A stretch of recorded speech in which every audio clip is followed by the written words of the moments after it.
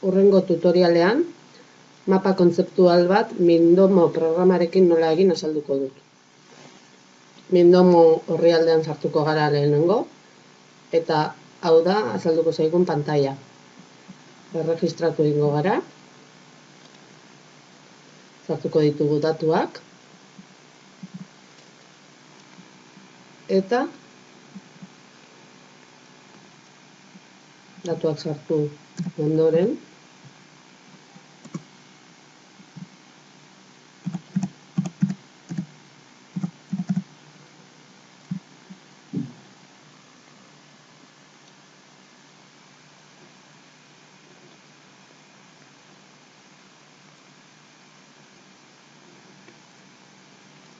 orrialde honetara iritsiko gara.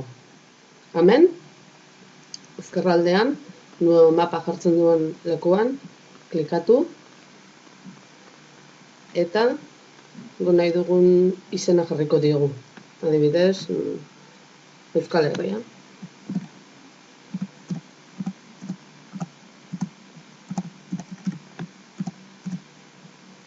Nuevo eman.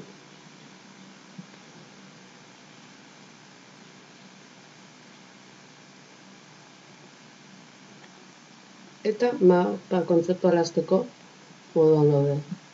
Hemen, arreglon klikatu ezkero, guk nahi dugun mapa aukeratzeko aukera ematen dugu. Adibidez, bera hartuko dugu. Eta mapa kontzeptuala hasteko moduan gaude.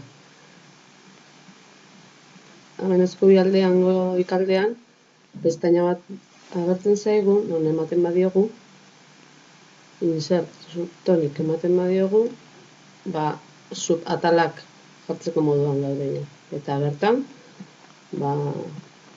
fuentea edo letraren tamaina eta barrak aldatzeko. Hemen berdin, pestaina hau agertuko zaigu eta bertan eliminatzeko edo kopiatzeko edo beste subatal bat ateratzeko edo zer gauza egiteko aukera ematen dio. Eta mapa kontzeptuala egina dago. Gero cerrar eta bukatuta.